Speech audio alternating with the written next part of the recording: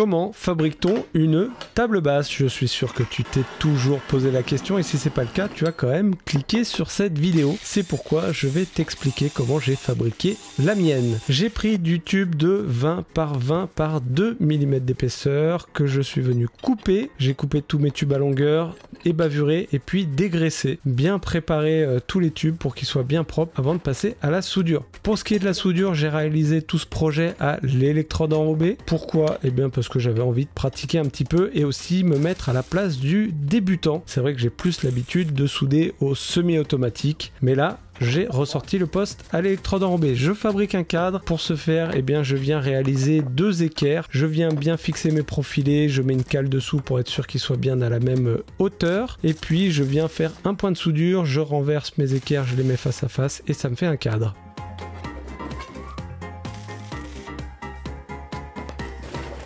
Une fois ce cadre réalisé, je viens vérifier son équerrage. Comme il est juste pointé, il est encore un petit peu flexible. On vérifie l'équerrage en mesurant les diagonales. Si les diagonales sont égales, le cadre est d'équerre. Une fois les ajustements éventuels réalisés, eh bien je viens souder la face de mon cadre. Je soude également l'arrière et les arêtes. Donc pour les arêtes, c'est un petit peu plus délicat. Comme c'est une double coupe à 45 degrés, on y va mollo.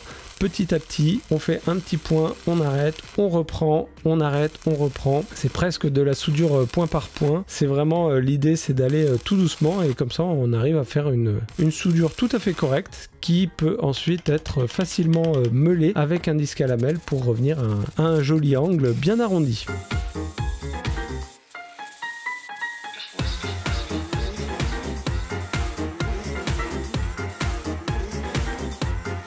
Donc une fois que ce cadre est terminé, eh bien je vais venir le percer puisque c'est le cadre sur lequel je vais venir fixer mon plateau en bois. Donc je le perce de part en part et un des côtés, je viens le percer un petit peu plus gros, ce qui me permettra ensuite de venir placer la vis à l'intérieur du tube.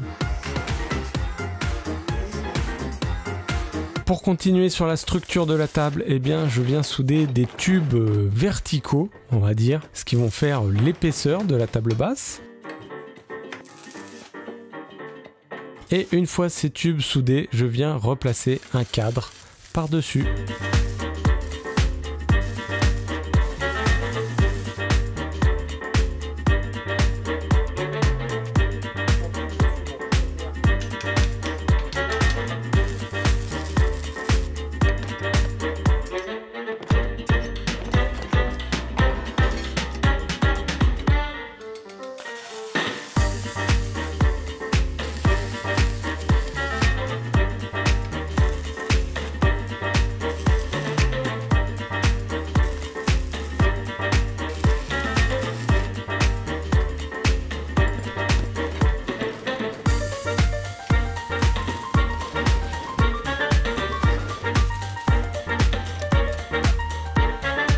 Donc une fois que la structure est pointée et faite, eh bien je viens souder définitivement l'entièreté de la structure.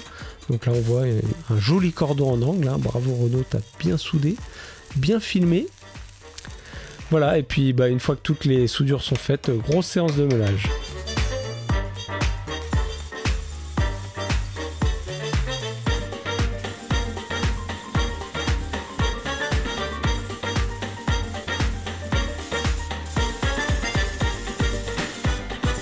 Les étagères vont être réalisées en tôle de 2 mm. Du coup, je prends la petite scie spéciale métal de Bosch, de chez Bosch. Hein. Elle va super bien et c'est bien mieux que la meuleuse pour ce genre de choses puisque ça ne chauffe pas le métal, ça ne crée pas de poussière et ça permet d'être beaucoup plus précis dans la découpe. Donc que du mieux.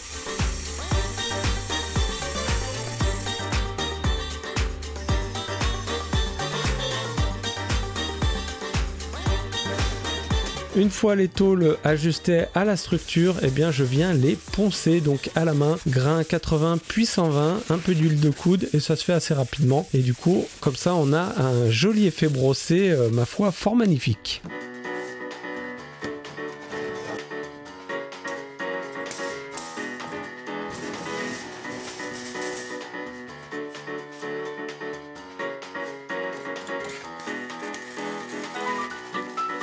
Et pour la soudure, eh bien je viens faire uniquement des points, des petits points, je fais pas de cordon, ça évite de trop chauffer, que la tôle éventuellement se déforme, et là ça sera déjà largement suffisant hein, pour poser 3 magazines et une télécommande.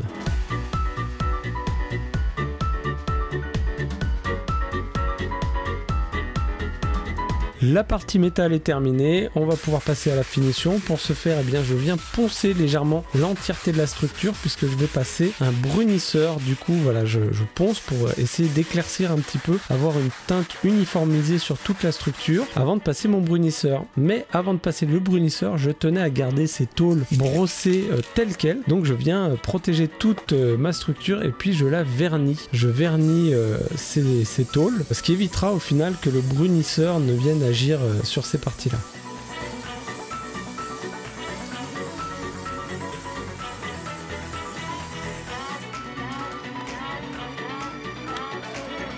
Donc une fois le vernis sec, eh bien je peux passer mon brunisseur qui est de l'hématite de chez La Verdure. Pour ceux qui connaissent la chaîne et qui sont abonnés, eh bien vous savez que c'est le produit que j'utilise majoritairement pour faire ce genre de choses. Donc c'est un brunisseur, on passe le produit et instantanément quasiment ça noircit. Enfin au début ça vire un peu vers le bleu, bleuté, bleu nuit, puis après ça devient noir carrément. Et le risque c'est si on laisse trop longtemps et qu'on nettoie pas bien, ça vire au brun, ça reprend une couleur un petit peu rouge. Et c'est ce qui va m'arriver là, même si j'ai bien nettoyé après avoir passé l'hématite. Vous voyez, je passe à grande eau, j'ai rincé plusieurs fois, changé l'eau de mon seau pour avoir toujours de l'eau très propre. J'essuie, j'ai essuyé plein de fois, je laisse pas sécher, j'essuie, et malgré tout ça tire un peu vers le brun. Donc je sais pas s'il y en a parmi vous qui ont la bonne technique, mais moi je l'ai pas encore trouvé.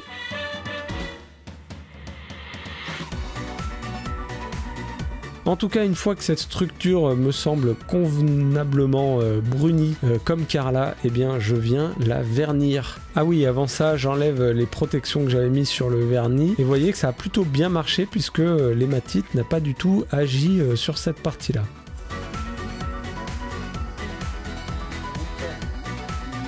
Comme je le disais, je viens du coup finir de vernir. Alors il faut savoir que le vernis, ça a tendance à renforcer encore un peu cet aspect noir de l'hématite. Et je trouve qu'après, au début l'hématite c'est un peu terne, mais une fois verni c'est vraiment super beau. Et vous allez voir quand même que sur les plans d'après, le noir vire un petit peu au brun. Voilà, là on peut bien voir sur le dessous des tiroirs que c'est un petit peu brun. Ma foi, c'est pas très grave et c'est quand même très joli. Donc là je place les roulettes, pour ceci vis auto-foreuses, auto-perforant. Ça va super. Je place du coup 3 vis puisque la 4e est dans le vide. Et puis c'est facilement installé, hein. Ça c'était pas compliqué.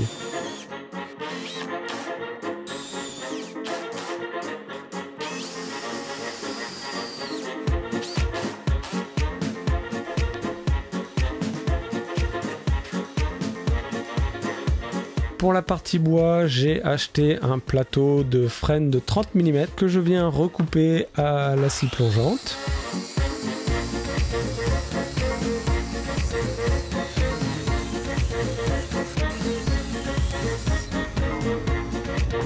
Pour ensuite venir faire un petit usinage avec la fleureuse, donc avec une mèche à 45 degrés, ce qui permet de faire un joli chanfrein. Donc j'ai usiné comme ça tout le dessus du plateau et également les arêtes verticales.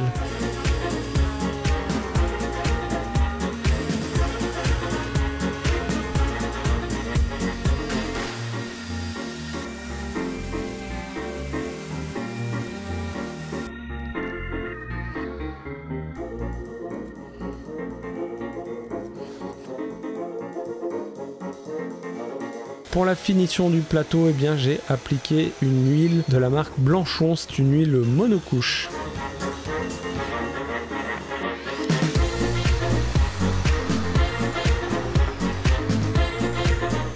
Alors avant de vous quitter, je vous invite à vous abonner à la chaîne si ce n'est pas déjà fait, à mettre un pouce en l'air si vous avez aimé la vidéo. Également, n'hésitez pas à vous abonner à mon Instagram, j'y suis très actif, je vous partage des exclus avant les vidéos YouTube. Voilà, moi je vous dis à très bientôt et d'ici là, bricolez bien, ciao!